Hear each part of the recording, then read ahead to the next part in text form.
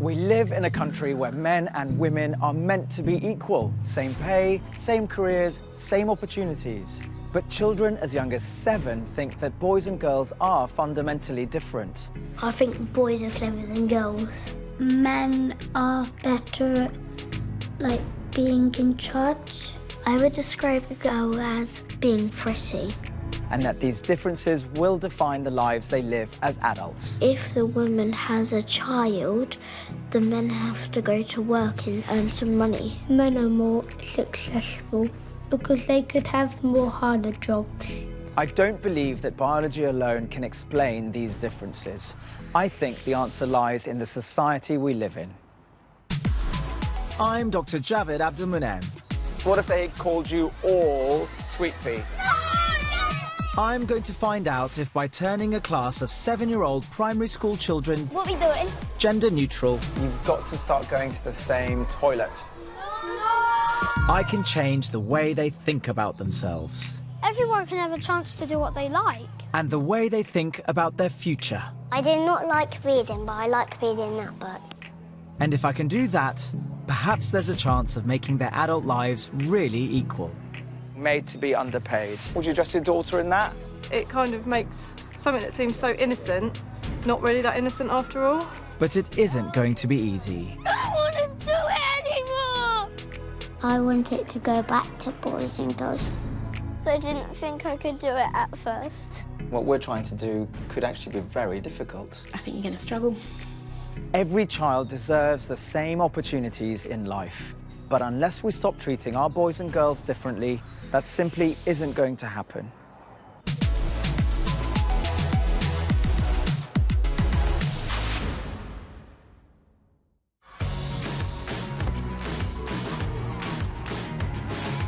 This is Lanes End Primary School on the Isle of Wight.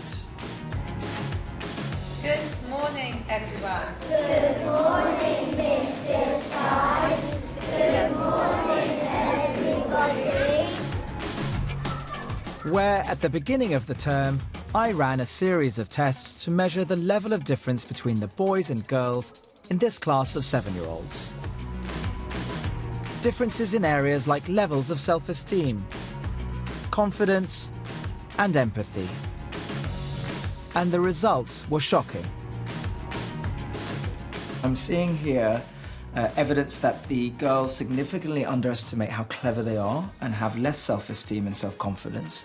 I think men are better at, like, being in charge. And the boys can't seem to express their emotions. What's happiness? I don't know. Except anger, which is really disturbing. You've done it, you just have to let go! Hot-headed? Knock, knock. Yeah! Hey, are we learning today? Sandra. Hello, Jared, how are you? I'm determined to tackle these differences via a number of interventions. Oh, how are you, sir? Nice to see you. Yeah. To see if by treating the children the same, those differences will disappear. We've got some boards which you're all going to help put up. It says that boys are strong. Yeah! But so are girls. Girls are strong. And that has meant getting rid of anything that marks out boys and girls as different. Okay. Yeah. From their classroom to their teacher. Lexi, you all right there, love? You said love. You just called Lexi love.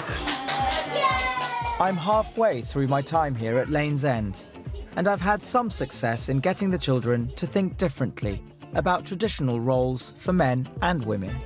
I think that it's really cool that it's a girl mechanic. And how they view each other and what they're capable of. Now I think that girls and boys can be strong.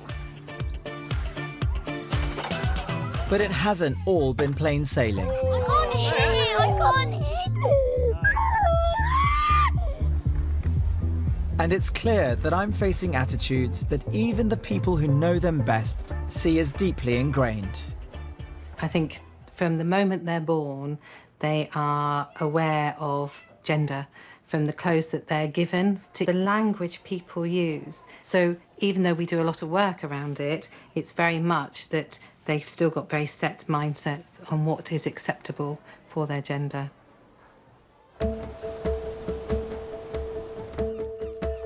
It's a new day at Lane's End, and week 3 of my time with Graham Andre's class of 7-year-olds. In just a couple of weeks, these children will be retested to see if any of my interventions have managed to reduce the differences between them as boys and girls. OK, yesterday afternoon, we did some puzzles. Who would like to do another one again this morning? Do you know what, Ryan? Including when it comes to their ability to manipulate shapes and understand patterns, known as spatial awareness. Has everybody got the challenge? Start now, go. Something that boys, thanks in part to the kinds of toys they play with, have a natural advantage at. I think Minecraft and Lego help me because you can build stuff in Minecraft and Lego and try and fit in a little blocks. An advantage that results in boys' dominance in jobs like engineering and architecture. In fact, in the UK, only 13% of people in science and maths-related careers are women. Give yourself some room there, Grace. And that is a shocking waste of potential talent. Because I'm looking at the sheet. Well, Bella. So to help the girls develop their spatial abilities, I've given all the children Tangram puzzles. These are games that brain train the children and help them develop spatial awareness skills. Excellent. Keep that calm. Wow. So what you've done here is you've flipped it around, so you've done like a mirror image. That's amazing, that, Finn. Look, have a look carefully. Whereabouts is the green triangle? And can you put it where it is? So there's the green triangle. Then what comes next to it? Purple. But for some, my plan isn't working. I don't get how to do them properly. A lot of the girls were struggling with it, and like Bradley and Finley on my table, they were really good at it. I'm worried that the children should be getting better at these puzzles, but the girls simply aren't.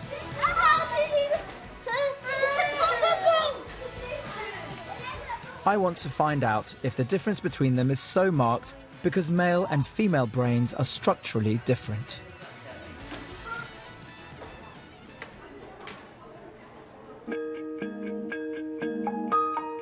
As part of my experiment, I've been getting some insight from Dr. Gina Rippon. The brain is very, very plastic. That really refers to the notion of being mouldable, changeable, that something isn't necessarily fixed and invariant, which is what was always thought about the brain. So that's why it was assumed that if females had a particular brain, that was it, you know, you went along on those particular tram lines. But because we know that brains are very plastic, different experiences will change the brain. So lots of examples of boys having spatial skills because of Lego, but girls also play in a different way. If they like playing with dolls, etc., very often they'll develop little scripts that their toys have. So they become more verbal, more interactive. Both of them really important skills, but they will be developing differently. So some of the behavioural differences that we see could relate not to the fact that this is a brain from a girl or a brain from a boy, but it's a brain from somebody who did play with Lego and somebody else who didn't play with Lego. Gina is clear that the experiences kids have in childhood, the toys they play with, and the world they inhabit shape the abilities they develop and physically change their brains. So how different does a boy and girl's childhood really look today? Okay, right.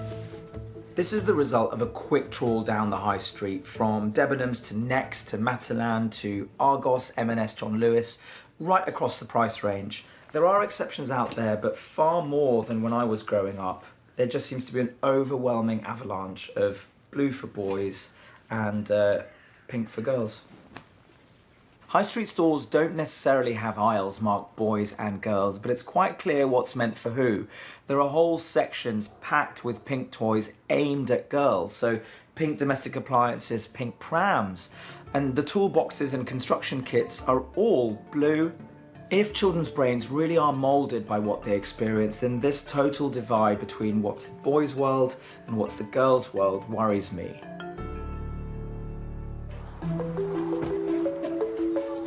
But what does this pink and blue world look like to a parent? Hi, Ellie. How are you doing? Yeah, fine, thank you. Nice to see you.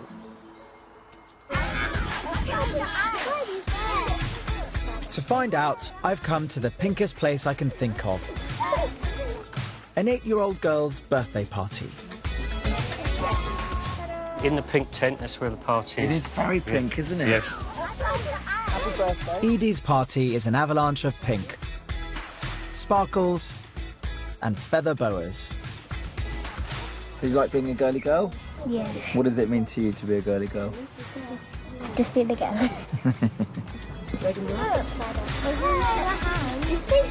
Edie loves being pampered. Yeah. She loves having her nails done. Makes her feel special. She loves all the sparkle that goes with it and the dressing up, glitter tattoos. Yeah, because it's all very pink and girly. Edie is having a great time. That could be. I've already got this. But this focus on looks and appearance makes me feel uncomfortable. Gina has told me that if little girls play with certain toys, then it has a fundamental effect on how their brains develop. And dress-up dolls and craft sets won't help Edie become an engineer.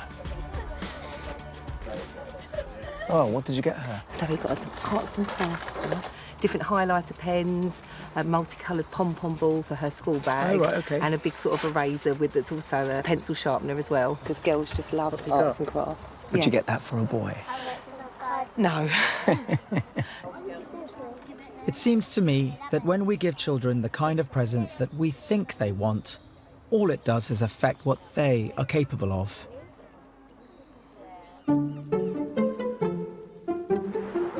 So what's the deal for boys and the toys adults choose for them?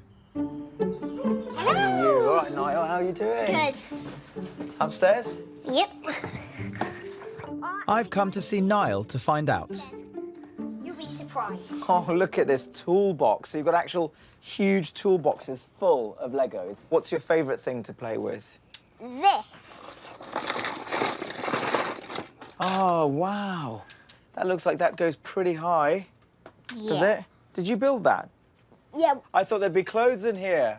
No, there's toys and guns. Oh, my gosh. Lots of gun toys. Yeah, you're good This at is shooting. my favourite. Can you imagine? Two cowboy guns. So basically, you like Lego, you like shooting guns, and you like your heroes. It's fair enough. Liked all of those things. What's the best thing about being a boy? They get cooler Nerf guns than girls, because girls only get Nerf rebels that aren't better than the boys' Nerf guns. I have no idea what you're talking about, but the best thing about being a boy is you get to play with guns, is what I'm hearing. No, boys get cooler Nerf guns than girls. OK. So who are better then, boys or girls? Boys, Why? because they get cooler stuff. It's clear Niall loves his toys. But where does Mum Rebecca think that comes from? Pre-having him, I was a big fan of the nurture argument. I always thought it's how you bring them up, it's what you do with them, it's what you expose them to. Then I had Niall.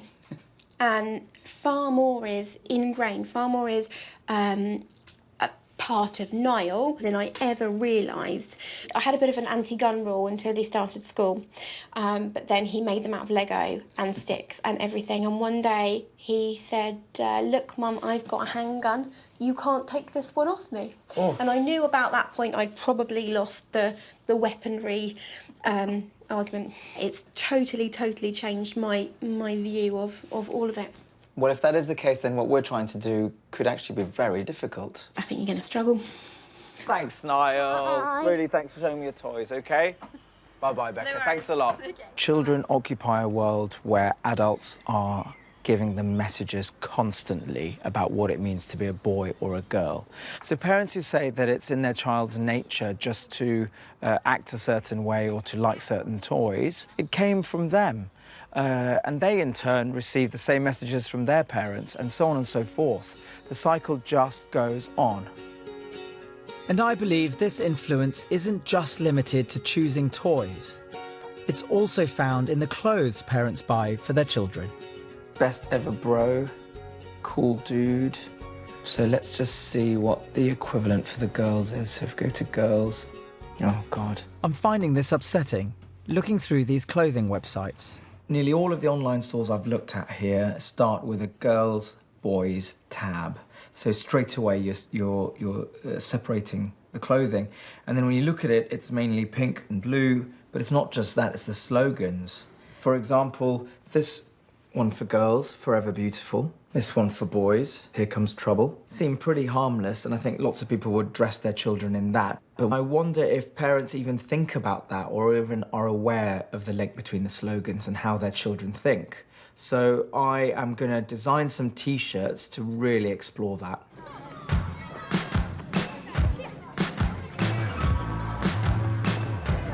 I'm going to put my T-shirts with my slogans alongside the ones from the shops to see if the parents at Lane's End see any harm in it at all. Do you want to stay and hear about the T-shirts? I've got another child to pick up. No? OK. But first, I just need the parents to stop for a minute. Would you like to just stay and wait and watch a T-shirt exhibit I've got? I can't, I've got to go somewhere, but thank you. OK, it's not a T-shirt exhibit. You sure you don't want to stop Maisie's mum? Oh, I'm sorry, It's really interesting. Can you wait and see something on the T-shirts? I've got something to say. No? You happy not to say? You've been asked? George, nice to meet you. Eventually, a few parents come over to take a look. Hello. Hello. Where are the parents and the kids? How are you doing? So today I wanted to show you some T-shirts and get your ideas about what they say. So, what do you think of this? Forever Beautiful. Would you let your daughter wear this? Yeah? Seems pretty okay. Well, what about looks are everything? Shake of the head. Did you know that in Mr. Andre's class in the school, when girls were asked to describe themselves, they only used words like lipstick, pretty. One of them even used the word ugly to describe themselves. And then the next one that says, boys are better. Would you dress your daughter in that? Would you wear it? No. No? When we asked the girls, who do you think are better, boys or girls? All of them except one said boys are better. Made to be underpaid. Yeah, you all disagree? Okay, but I think it's a sequence. I think when you start putting your daughter in this, Forever Beautiful, while you're just telling her that looks are everything, they end up thinking boys are better, and that results in them being made to be underpaid. At first, I didn't really see the problem, but as it progressed through the line of T-shirts and slogans, I could see the link between the first one and all the others. It kind of makes something that seems so innocent, not really that innocent after all. To be honest with you, I never thought about much about these things. We stereotype our kids, and the girl only be pretty, only appearance, okay? Not talking about what actually potential the girl can be. And it's not just girls. So, what does that say? Here Comes Trouble. Would you put your little boy in that? Seems pretty okay. Boys don't cry? Wrong. Would you let your boy wear that T-shirt or buy it for him? No. No? How about tough guys don't talk? No? Wrong. Finally, bottled up and ready to burst. How many of you see your little boys unable to express themselves, getting all frustrated and angry? We did a little experiment with Mr. Andre's class, and the boys were unable to use as many words to describe different emotions as the girls. And the only emotion they could really describe as well as the girls was anger. That's disturbing. For me, again, it's a sequence. When you put your boy in this T-shirt, which seems, oh, here comes trouble, isn't that fun? Well, it ends up being bottled up and ready to burst. I think it's something that we're maybe doing subconsciously because it's not something I'd have considered before. Because I think I grew up the same way, you know. We was always taught that, yeah, boys are tough and things like that. Now it's been pointed out to me, I can definitely see the way that the message is being reinforced. And it's certainly, I think twice before putting my little boy in a T-shirt that says, here comes trouble again, I think, definitely. When I finally managed to stop some parents, they were really shocked, actually. And I think I might have really got them to think hard about what clothes they put their children in. And I actually genuinely feel really frustrated that I couldn't have got many, many more parents to stop and listen. I think I need to step things up a little. Everything the children are saying. Boys are cleverer because most mathematicians are boys. Blue is for boys and pink is for girls. All you really see girls doing is having fun on their phones or maybe singing, and they don't really do anything big, like being astronauts. And all I've learnt from the testing at the beginning of term is telling me that the issues these children are facing are too big to fix just in the classroom. It's got a special laser on it. It's the camera. So if the parents aren't going to engage voluntarily, I'm going to have to be a bit more direct. I'm going to get the parents involved, but it's not going to be easy because they're not thinking that they're doing anything wrong. So what I've done is I've put together some exercises for them to do. For example, some gender word associations. So there's a long list of words here, and I'd like the parents to sit down, communicate with their children, and decide whether they think the word is more associated with boys, girls, or both. Other things including household chores. I'd like to get them to change what they do at home to try and show their children that both mum and dad can do all the chores. I'm also going to include some plastic sacks, and I'd like them to put into those sacks anything in the house that's got messages on it that's reinforcing differences between the sexes. OK, get your things. Off you go.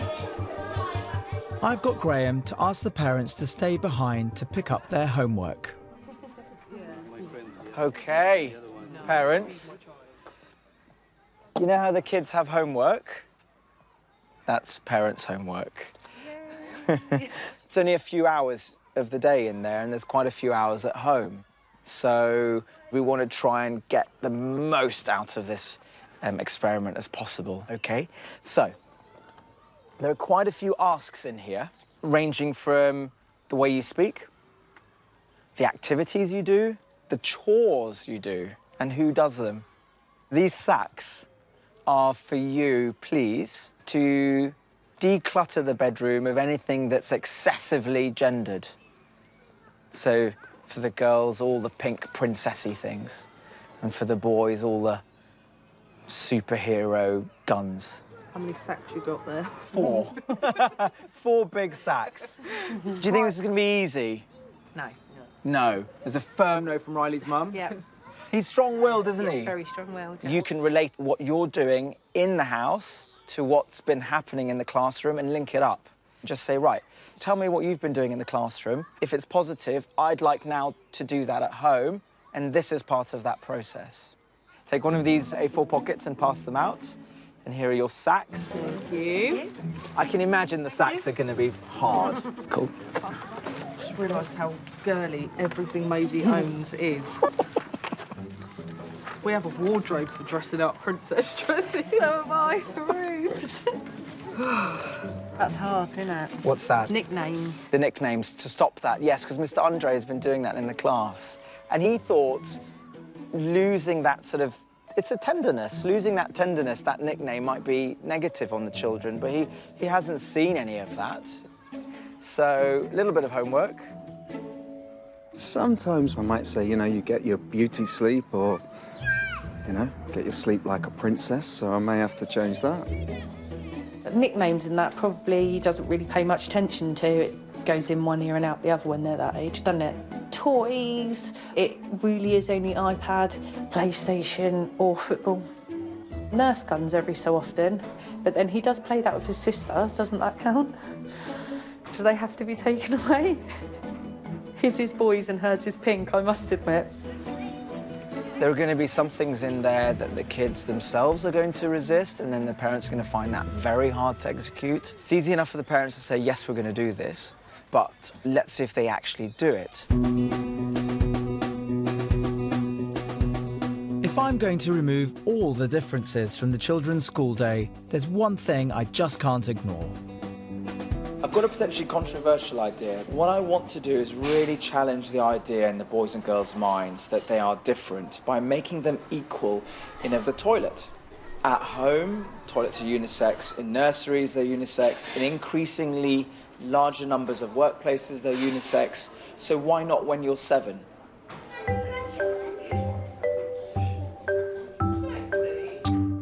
Miss Andre? Hello, Javi. You okay?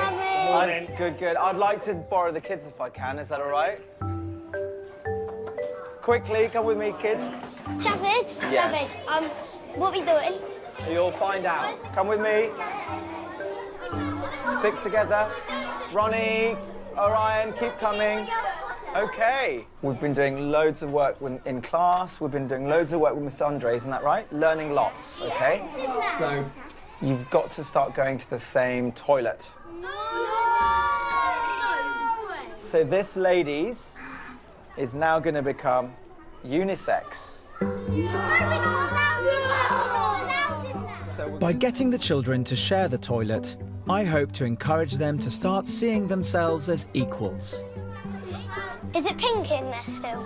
It is, Riley. Yeah, it is. I haven't got around to painting it. We may not. We paint blue. So this is now your Class 3 toilet. Okay? Right now. Who wants to go right now?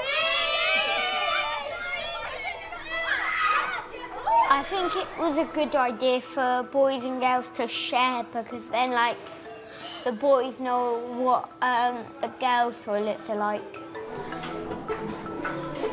Do you want to share your toilet with the boys? No, Why not? because I've never shared one with a boy. So do you think it's quite cool that you get to use the girls' toilets now? No, I don't like it. You don't like it? No. Why not? Just don't like it. If you think about it, you would find it a bit gross and a bit like, ooh, that's weird. Do you think it might help boys and girls to understand each other more? No. This is clearly going to be a challenge for the children, but while they get used to sharing their toilet, I want to catch up with the parents and see what progress they've made with the homework I set them. Part of the homework was word association, going through lists of words often considered to have masculine or feminine characteristics. Hello. How are you? I'm fine, Thanks for thank having you. me. Hi, Maisie. How is it? Come on in. Are you good? Thanks for having me. And challenging the meaning that children attach to them. I'm keen to see how that's been going. So this was the exercise where you had to do word association and a whole list of words, whether they were associated with boys or girls or both. And she has put every single one in both. That's interesting. And there are words like skipping rope, sewing, but there's also war, you know. I didn't know if she thought they should go in both. Yes. So I said to her at one point, which she told me off because she said, Javid said there is no right answer. Got a little telling off there. I kind of prompted her to put it in boy or girl just to see, and she was adamant. No, both. And she'd give me explanations and reasons why both do it. Okay, great. It's encouraging that Maisie and her mum are starting to think differently. Okay. But before I congratulate myself that the homework intervention is a success, there is still the small issue of bagging up the girly toys. And from the look of things, it's something that Michelle hasn't even attempted. So, I mean, the idea is to be quite strict, really, anything that's gendered. OK. We have a whole lot of princess going on. Wow! Gosh, I'm afraid that has to go. OK. This does seem a bit cruel. I know. We want Maisie to understand that, you know, she can aspire to more than just being a princess. This is actually quite an epic one, this. That was a birthday party dress. We did do Princess and Pirates. Did any of the girls come as pirates? Yes, I did have girl pirates. Any boys come as princesses? No. No. All The right. Barbie dolls, we have many. Yes. Out of here. Yeah, so we'll take them out. Emoji cushions. They can stay. They can stay. Ah, so we are finding one or two. Yeah. One or two toys that aren't skewed. It is overly girly. I don't think I realised until it was in a bag how girly it was, actually. I don't know how Maisie's going to react. Maybe she's going to be a bit upset, I think. I have a little girly stuff. You know what you're doing at school? Yeah. All the changes that we've made there, we're trying to just continue that at home so that you get the fullest idea. Does that make sense? Yeah. Bye-bye. I know that children of Maisie's age choose many of their own toys. But it seems to me that isn't much of a choice if their options are limited by a world that only offers them pink for girls and blue for boys. I think it goes some way to explain why men and women follow such different paths in life. Research by the Institute of Engineers found that toys with a science and engineering focus were 3 times more likely to be targeted at boys. It seems like tough love, but this parent homework is about changing the environment. And in this case, removing the toys is all about leveling out the skill differences through play. Now, for me, it's all about the bigger picture. I really hope all the parents get this idea. If there's one thing I've learned from visiting the children's homes, it's that they really love their toys, and it doesn't seem fair to me to remove them without offering them a replacement. But I want to prove, when we see Niall with his guns or Maisie with her dolls, it's a preference that is in many ways learned. I want to see what will happen if I give them toys where I've removed all packaging that would normally tell a child if a toy was for a boy or a girl. Inside the paper bags are some toys. Look at my bag. I've given the children either a marble run, a teddy bear sewing kit, an arts and crafts set, or a robot model. Oh, it's a marble. What do you do with 4 gloves? That goes there. Which one do you like better, the bear or the bunny? One boyish.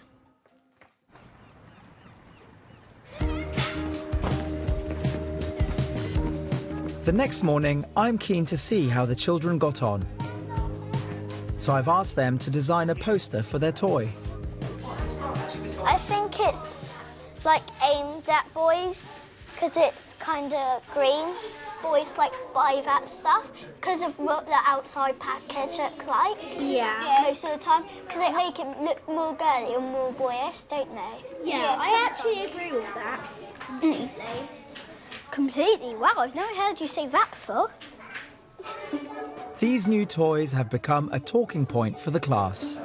Riley, what do you think about I think it? it's for boys and girls. If there were lots and lots of things in a shop, would you buy something like this normally? That's hard because I'll get Lego. Yeah. I will get a football thing. I'll get. I like a Build-A-Bear teddy. So you wouldn't normally go for something like this, but because it was given to you, have you enjoyed it though? Yeah. Yeah, so do you think you'd do something like this again? Yeah. You do? Thank you. When I first opened it, I was like, Mum, they gave me a boyfriend. Then when I actually started doing it, I got really into it and I begged Mum to go to town and buy me some more stuff like this. Really? That's really So we nice. did. I don't think there's for boys and girls, even though they're packaging, they usually make it look really girly or really boyish. I'm particularly pleased with Riley, who loved his sewing kit. My mum couldn't make it. Couldn't she? No. So you have to do it. Did you? Hopefully, this will see him on the path to a whole new range of creative and nurturing skills, which should be reflected in his scores for empathy and emotional vocab when we retest the class. I think yours goes backwards. That's no, because that's why the eyes are there. The eyes are there, so it goes forward, so you can see it. Watch them. It seems clear to me that if you take pink and blue out of the equation and encourage children to play with a wider range of toys, they'll like them. It has an effect. For the boys, like Riley, to develop creativity and nurturing skills, while most of the girls have taken to the construction toys like ducks to water.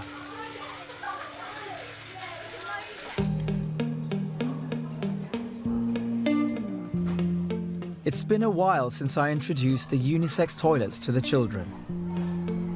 My hope was that by using the same toilet, the children would see themselves as equals. But are they happy about the change? It was better before with just the girls because it was really quiet. I don't like it because when I went to the toilet, I saw the boys were coming out and they didn't wash their hands, and that was really gross, and they didn't flush. The boys' toilet says 4 toilets, so you don't have to wait as long.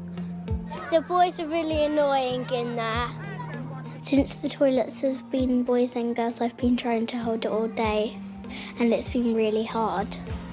I want it to go back to boys and girls separate toilets. It looks like I've succeeded in making the children equal. Equally unhappy with my same-sex toilet.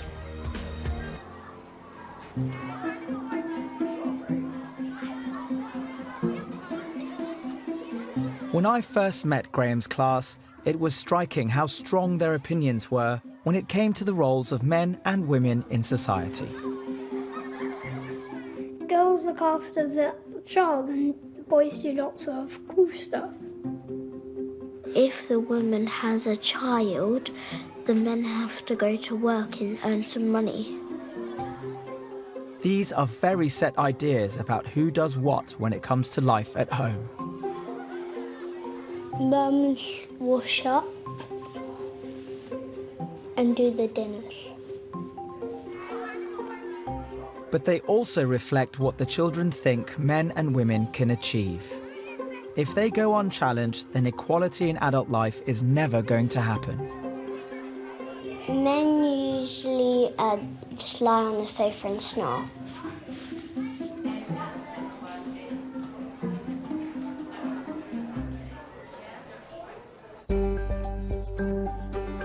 So, as part of the homework I set the parents, I wanted to challenge these ideas, especially when it came to getting dads up off the sofa. What is surprising is that the children are telling me one thing about how the chores are shared at home, but the dads are telling me something very different. I don't think so. It's difference between me and my wife. I cook, she cook. I do gardening, she do it gardening. Everything is equal in our family and should be, like that. Bit more, do you think? Yeah, put some more on. And the facts are on the children's side. Yeah. Yeah? A study by the Office of National Statistics found that across the country, women do 60% more unpaid work, cooking, childcare, housework, than men. What do you think of that, Gracie? Good. Good? Good. I did a taste test first. Yeah? Do you want a bit? Out of 10. 10. 10? Wow. What is shocking is that there is no reason to think that these dads don't help out. But even when they do, it has no effect on the children's assumptions about who should, in their minds, be doing these jobs. I want to see what will happen when the children are given the opportunity to take on these jobs outside the classroom. Here we go. Who's excited? Yay!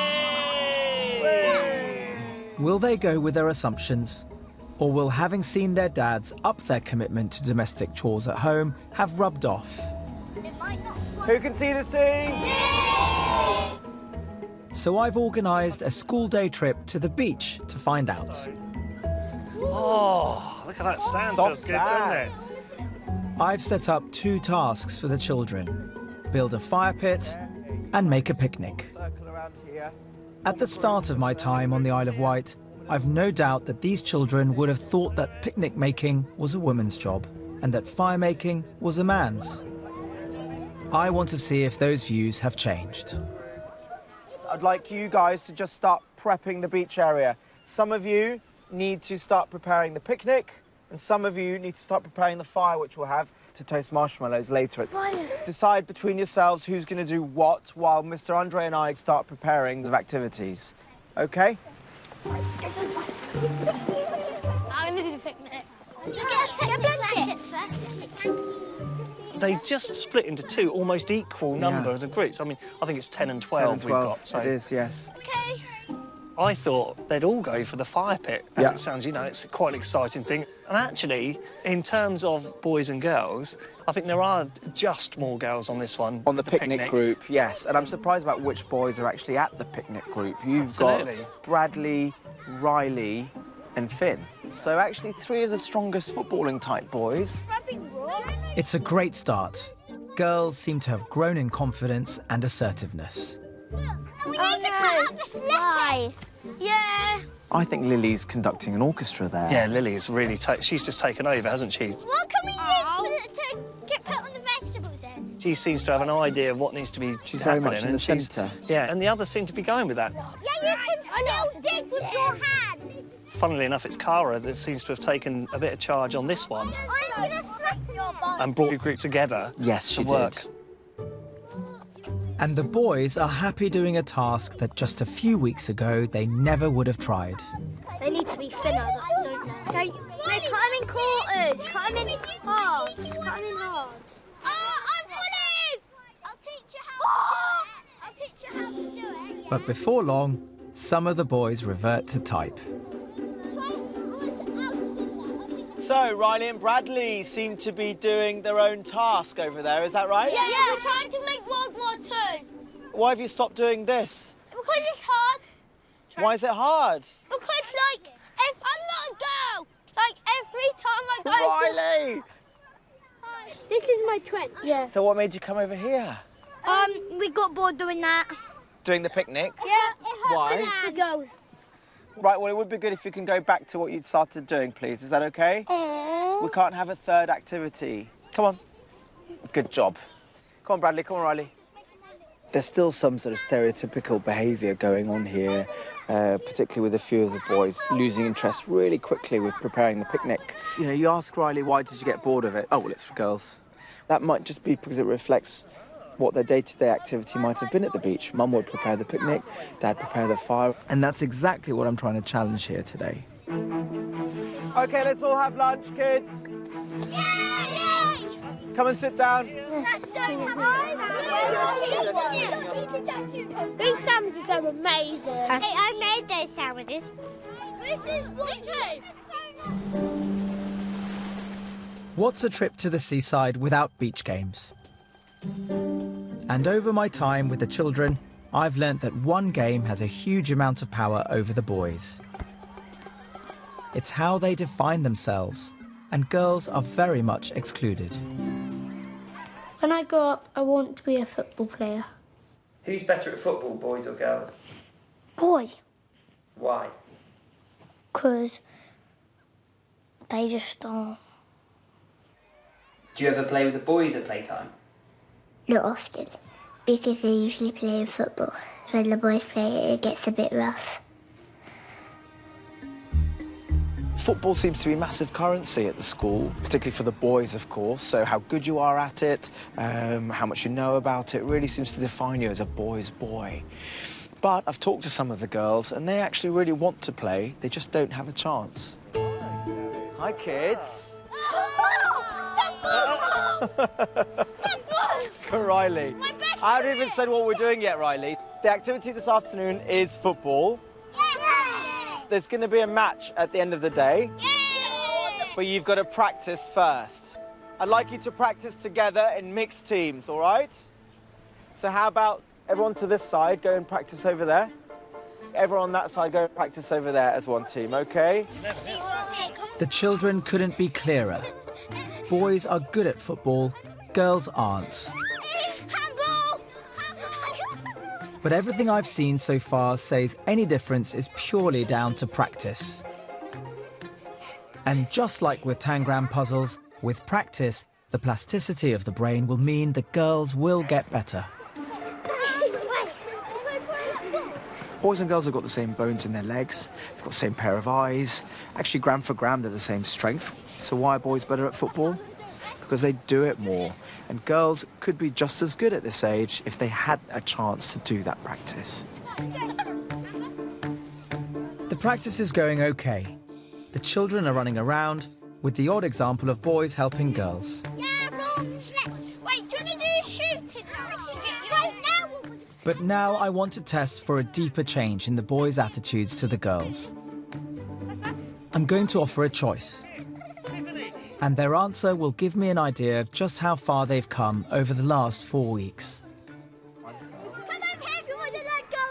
Okay, that was a really good practice session. Now it's time for the match.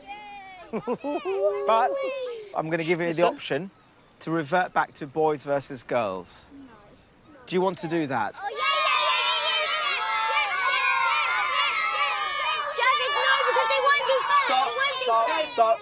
Stop. Riley, you have an idea?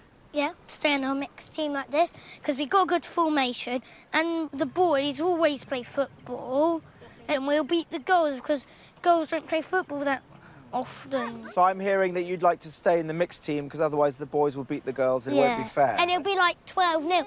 OK, hands up for who wants to stay in the mixed teams. 1, 2, 3, 4, 5, 6, 7, 8, 9, 10, 11, 12, 13, 14, 15, 16, that's it. And who wants to stay in the boys versus girls? 4 of them, 5 of them. OK, so we'll stay mixed. Yeah! Let's do red to the right and green to the left. Here we go, greens. We Man United! As I see it, this is a big moment for Riley, who's showing real empathy.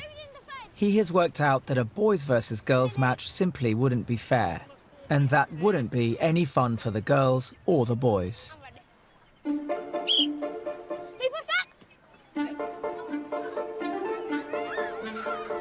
Goal kick!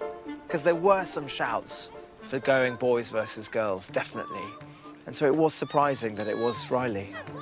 I was disappointed in Riley when he said that preparing the picnic was for girls, but then when it came to the football, he's the one who tilted the children towards voting for staying in mixed teams, which is really nice. End of the game, go and shake hands. Good game. I think girls don't play football as much because they think boys are better. I liked it because it was mixed. I don't really get a chance to play football with the boys much.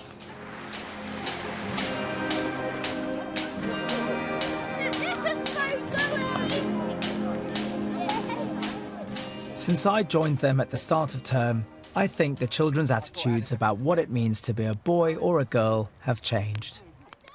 Although I still worry it could all just be skin deep. But it just makes me wonder whether all of the changes I've made are still quite superficial in their minds. And that therefore begs the question, will this show in the end? So when I come to retest them, are we going to see any positive differences from the beginning to the end?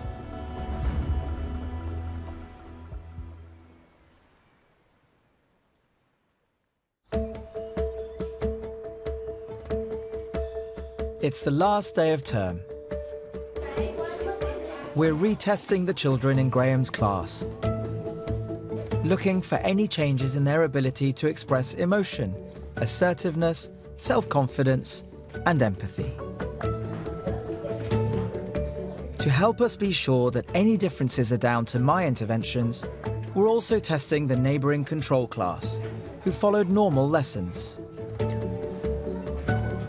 I'm excited to know if a whole term of trying to treat the boys and girls as equals has altered their thinking in any way. Has my experiment worked, or has it all just been a bit of fun for the children?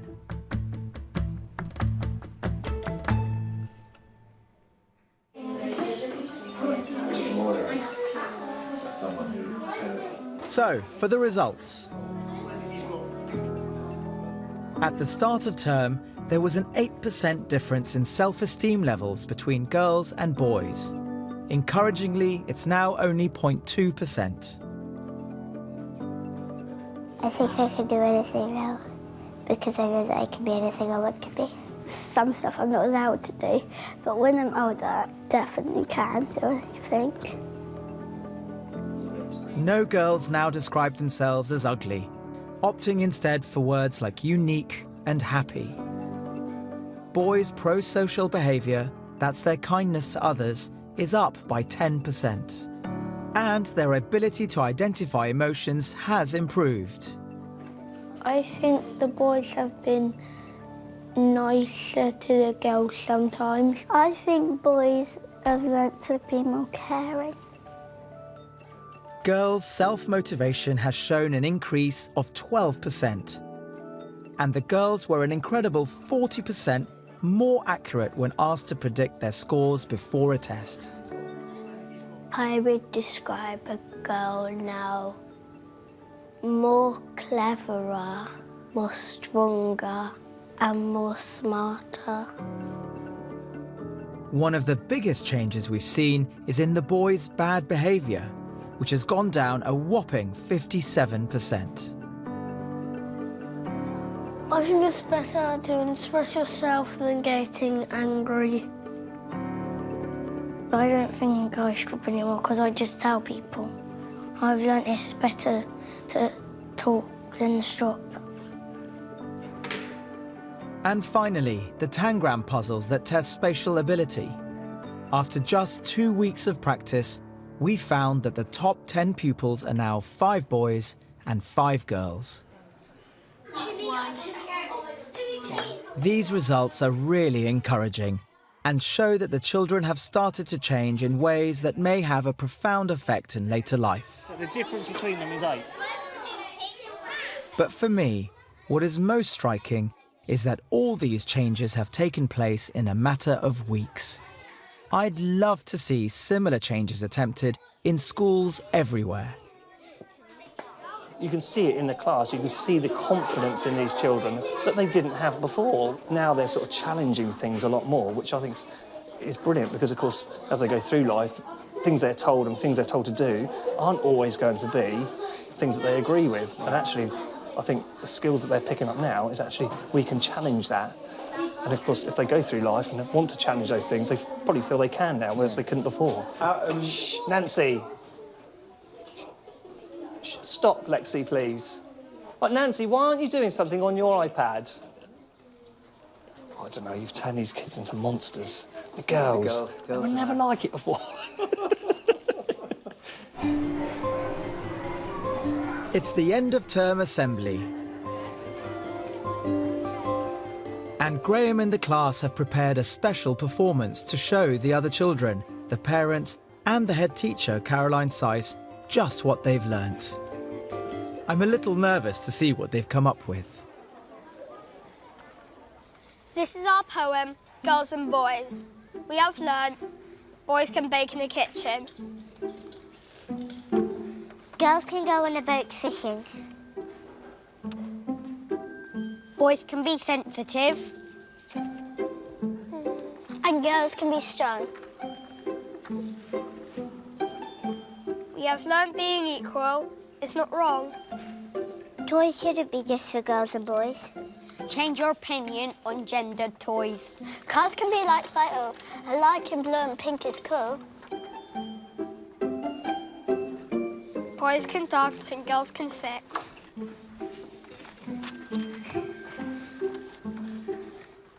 Boys can do makeup and girls can do tricks.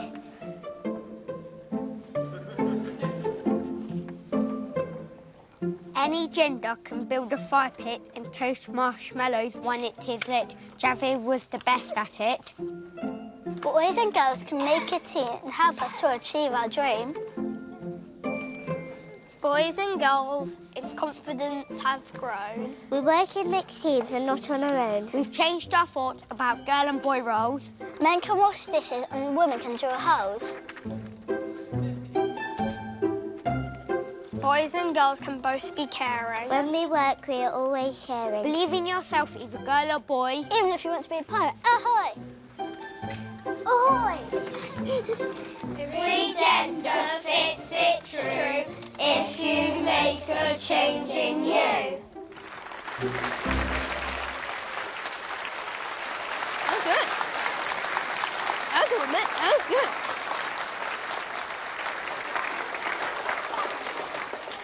It's really good to hear that the children have taken so much on board. I'm Javed, everyone, if you haven't met me before, and there's many But what does the head teacher think of my gender-neutral experiment? What do you think, Mrs. Seiss, about potentially continuing it or expanding it? Well, I've been really impressed with the results and seeing the change in the children. We thought we were doing lots on being a gender-neutral school, but actually it needs much more specific strategies in classrooms to make that change. So we will be carrying it on, and I've already asked Mr. Andre to come and teach us how to have a gender-neutral classroom so that we really make sure that boys and girls are equal in their confidence, in their aspirations, in their beliefs. Thank you, Mrs. Seiss. I would never have expected... Sorry, I'm going to get emotional. Sorry. Oh, I've never seen Maisie stand up and speak like that in front of a crowd. Sorry. How pathetic am I? You better not be filming this. Give me a second. She's like, you know, I want to be seen, I want to be heard, and it's brilliant because it's what we've strived for years. I think what's changed about me is my confidence, because it's grown, and before I wouldn't do something like that in front of the whole school and my voice would crackle. He's been more loving to his sister, so I suppose he's been more empathetic to his sister. And he's not so boisterous. I've completely changed my opinion now, because now I know boys and girls can do anything they want. Already it's made us think about how we're going to bring Summer up so that it's more gender neutral for her. Boys and girls aren't different, they're equal. The changes I've made at Lane's End aren't rocket science. Just a few small interventions to make sure the children are getting the simple message that they are all equal. I think every school in the country could do exactly the same. Look at where they were at the beginning and look at them now. And imagine the possibilities for all our children's futures if this is rolled out in every classroom and every school. That's why I'm excited, because it's a small change, it's relatively easy to do, but what we have to gain is enormous.